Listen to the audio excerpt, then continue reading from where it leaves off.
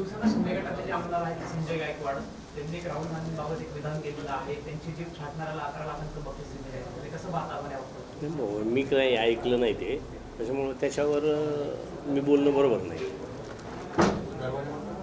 आदिवासी आणि धनगर समाजाच्या आरक्षणावर एक सध्या मुद्दा उपस्थित झालेला आहे. त्यामध्ये अनेक लोक म्हणतात की आता तुम्ही सकाळी प्रतिक्रिया दिली त्यानंतर तुम्ही या धनगर आरक्षणात नाक उपसून अशा पद्धतीची टीका देखील. मी त्यांना तेच सांगतो का बाबा, हा आपला वाद काही शेताच्या बांधावरचा आहे असं काही नाही आहे. शेताच्या बांधावरच्या वादाला सुद्धा कायदा आहे.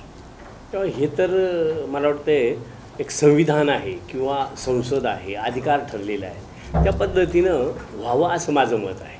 दुसरं का सरकार मायबाप सरकार, पालक सरकार, तर आमचं म्हणणं किंवा मी सकाळी जे सांगितले ते अजून एक रिपीट करतो का मायबाप हे सगळ्यांचं आहे.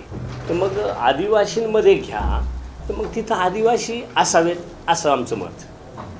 तर त्यांनी मला आता ज्या दोस्तानं जे सांगितलं का लाकडं नदीवर वगैरे, तर हे काही बरोबर वाटलं नाही मला, पण त्यांना जे योग्य वाटलं त्यांनी ते बोलले. मला काही त्याच्या बाबतीत म्हणायचं नाही. पण तुमच्या आदिवासी विकास मंत्र्यांना बोलवलं होतं, का बरं आले नाही? सेक्रेटरी तुमचे होते. आता जर समजा एवढी मोठी निर्णयाची मीटिंग आपल्याला घ्यायची आहे, तर मला वाटतं राज्यात काही संघटना काम करतात, काही प्रतिनिधी आहेत. प्रतिनिधी हा आज आहे उद्या नाही, पण संघटना ह्या वर्षानुवर्ष काम करत आल्यात. काही लोक पिचड साहेबांसारखी आज हात फ्रॅक्चर असताना तो माणूस पुढे येऊन समाजासाठी लढतो, झटतो. पुरके साहेब असतील, अशी खूप सारी लोक आहेत का ती फक्त समाजाचं संरक्षण म्हणूनच समोर येऊन मग कोर्टातल्या बाजू असतील म्हणा, सरकारकडच्या बाजू असतील, त्या मांडायचं काम करतात. तर अशा लोकांना तरी बोलवलं पाहिजे ना, असं आमचं एकदम प्रामाणिक मत आहे. पण राज्य तुमचं आहे, सरकार तुमची आहे, तर खरं म्हणजे BJP आदिवासींसाठी खूप मोठ्या प्रमाणात काम करते आदिवासी. मग असं असताना असे नवीन नवीन वाद का उभे राहतात? पेसा नॉन पेसाचा वाद अजूनही सुटलेला नाही. 15 सप्टेंबर डेट दिली होती, अजूनही तो प्रश्न काही सुटलेला नाही. म्हणूनच आम्ही म्हणतो का सरकार कोणाचं आहे याच्यापेक्षा सरकार कोणतंही असलं तरी जनतेचं मायबाप, त्या पद्धतीनंच व्हायला पाहिजे. म्हणजे सरकार आता महायुतीचं आहे, मग त्यांनी यांनाच मदत केली पाहिजे आणि यांच्यावरच अन्याय केला पाहिजे अशी धारणा नाही आहे. सर्वांना सामावून घेतलं पाहिजे. किंवा त्यांना सामावून घेणं म्हणजे लगेच सांगतील का तुम्ही सामावून घ्या असं म्हणलं तर तसं नाही, तर सगळ्यांना विश्वासात घेतलं पाहिजे असं माझं प्रांजल मत आहे. पण मग असं वाटतं की मराठा ओबीसी वाद पण याच पद्धतीनं पेटलेला आहे.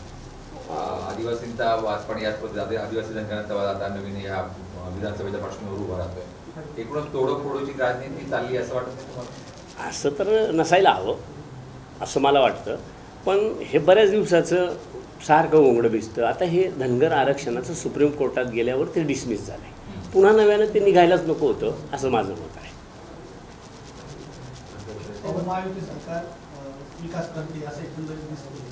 राज्यपालांचा नुकताच दौरा झाला, आपण देखील दौऱ्यामध्ये अनेक लोकांनी मूलभूत गरजांसाठी त्यांना निवेदन दिले, पाणी असो, रस्ते असो, लाईट असो. खरंच विकास झालाय का असं वाटतं? विकासाच्या संदर्भात विकास जसा होतो तशा उणीवा ह्या निर्माण होतातच, त्या पद्धतीनं झालेलं आहे. आता पूर्वीचं थोडंफार दळणवळण जे एकदमच अडचणीचं होतं ते पूर्ण केलं असेल तर आता पाड्यापुड्यांचं, शेताबांधांचं, दवाखान्याकडे जाणाऱ्याचे वस्त्या आता विखुरलेल्या आहेत. प्रत्येकाला वाटतं 10-10, 5-5 लोकांची घरं जरी असतील तरी त्यांना वाटतं का आम्हाला रस्ता असला पाहिजे. आणि मग त्याला जोडून जिथं जिथं आता हे आपण एवढं पाहतो ते जास्तीचं कुठं दिसतं का इगतपुरी, त्र्यंबकमध्ये, पेठमध्ये, दिंडोरीच्या पश्चिममध्ये, सुरगाण्यात.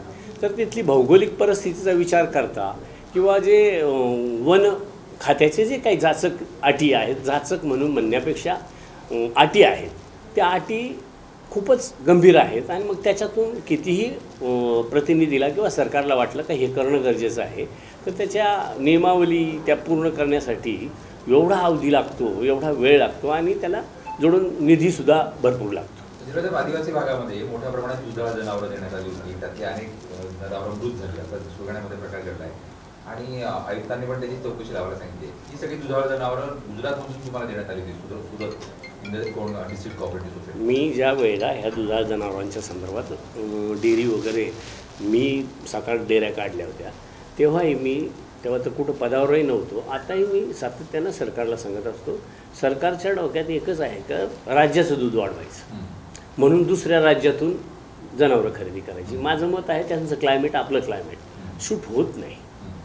एक वेळ नगरचं लोणीचं वगैरे ते थोड्याफार प्रमाणात सूट होतं. गुजरातचं काय असेल माहीत नाही, काही लोक खाजगीत जाऊन आणतात, पण थोड्याशा खरेदीच्या सुद्धा ज्या काही नियम आहेत किंवा ज्या पद्धती आहेत त्या बदलल्या गेल्या पाहिजे. असं आत्ताही मी त्या दिवशी सेक्रेटरींना, आमच्या ट्रायबल सेक्रेटरींना बोललो का शेतकऱ्यानं जाऊन त्यानं पसंत करावी. त्याला वाटलं त्याच्या ऐपतीप्रमाणे 1000, 200, 1000, 5,000, 2,000 काही शेतकरी आहेत ना का त्याला 35,000 का 40,000 आपण देणार असू, तो 5,000 रुपये टाकून त्याच्या मर्जीप्रमाणे जादाची किंमत झाली तरी तो घेतो, पण तो 2 वेळा त्याचं दूध काढून घेतो. असं झालेलं दिसत नाही. स्वातंत्र्य मिळायला पाहिजे असं माझं मत आहे. एकीकडे घड्याळाची सुनावणी जवळपास पूर्ण झाली, कधीही या संदर्भात निकाल येऊ शकतो. मात्र अजितदादा गटातील बडे नेते ते अजितदादांकडे आहेत, तर त्यांचे जे मुलं आहेत दुसरीकडे शरद पवार गटात जात आहेत. जसं की आपण बघितलं भाग्यश्री रात्राम असतील, आपल्या चिरंजीवांचं देखील मागे नाव आलं होतं. अजितदादांची रणनीती आहे का, असं देखील एक प्रश्न राजकीय विश्लेषक उपस्थित करतात. तसं तर अजून काही वाटत नाही, तसं नसावं. आता माझ्या चिरंजीवाच्या बाबतीत तर मी सांगितलं, सकाळी सांगितलं, आत्ताही मी जरा वेळापूर्वी सांगितलं का बाबा त्याला मी सत्कार करायला जा, तो निवड मी त्यांचा सत्कार करायला नव्हतं पाठवलं. त्याच्या आधी 2 महिने अगोदर लोकसभेच्या इलेक्शनच्या वेळेला रोहितदादा पवार हे पेठमध्ये आले होते. मी त्यांचं स्वागत करायला सुद्धा पाठवलं होतं त्याला. कोणी माणूस आला, पाहुणा आला, ज्यांच्याबरोबर आपण एवढ्या दिवस राहिलो आहे, जे आपल्याला समजून घेतात. आता कोणी कोणत्याही पक्षाचा आला तरी त्यांना राम राम श्याम श्याम ही एक संस्कृती आहे. संस्कृती म्हणून केलं. त्यांनी बाईट दिला होता असा की त्याला विचारलं मग आता काय करायचं, त्याने सांगितलं. आता बाईट मी देत असतो, मी जयंत पाटलांनाच सांगितलं होतं का त्यावेळेला काय म्हणे आता हे सरकारचं तर असं गडबड होते काय करणार, तर म्हटलं एक करा भाऊ, मी तिथं बसेल राहील, तुम्हाला निर्णय माझ्या पद्धतीनं तुमच्या पद्धती तुम्हाला हवा असा देईल, पण मला मुख्यमंत्री करावं लागेल. आता ह्याच्यात काही नवल आहे. मी काय मांडलं म्हणजे मी मुख्यमंत्र्यासाठी म्हणजे हव्यास करतो किंवा टास करतो असं काहीच नाही. त्याने त्या दिवशी मांडलं असेल. लाडकी बहीण योजनेवरून जर आपण बघितलं मागच्या काही काळात शिंदे असतील मुख्यमंत्री किंवा अजितदादा असतील यामध्ये श्रेयवादाचं कुठेतरी सुरू होतं. मात्र यावरून आता उद्धव ठाकरे किंवा शरद पवार असतील यांनी महायुती सरकारवरती हल्लाबोल केलाय. यात उद्धव ठाकरे म्हणाले की नेमका लाडका भूक कुणाला म्हणायचं असं ते म्हटले, तर शरद पवार म्हणाले 1500ची सुद्धा महिलांना गरज नाही, तर संरक्षणाची रक्षणाची त्यांना गरज नाही. काय ते तर आहेच, महिलांना संरक्षणाची गरज आहे. हे काय बाबा हेच सरकार आहे म्हणून मागणी होते असं काही नाही. सरकार कोणी आले तर घटना एखादी जर गंभीर आणि दयनीय किंवा अगदी आत्ता जे घडली ती न पाहण्यासारखी जी काय किंवा न ऐकण्यासारखी जी घटना घडली त्या बाबतीत सगळ्यांनाच मान्य आहे ना ते. तुमच्या चिरंजीवला म्हणजे जयंत पाटील यांचा भेट घेण्यासाठी पाठवलं, म्हणजे तुम्ही पक्षाने अजितदादांसोबत आहात आणि मनाने शरद पवार यांच्यासोबत आहात? मी 100% अजितदादांच्या बरोबर आहे. जर संधी मिळाली मनही नाही आणि कायमचा दादांबरोबर. दादा जातील त्यांच्या पाठीमागं जायची तयारी राहील. मागच्या काळात आपण बघितलं 2 मोठे बंड राज्यात झाले आहेत. त्यामध्ये अगोदर एकनाथ शिंदेचा असेल, नंतर अजितदादांचा असेल. आता उद्धव ठाकरेंनी एकनाथ शिंदेवर टीका करताना अशी टीका केली त्यांना एक गद्दारनाथ म्हणून त्यांनी उल्लेख केला. त्यांच्याजवळ ती मोठी माणसं आहेत, मला कशाला उगीच त्याच्यात होता.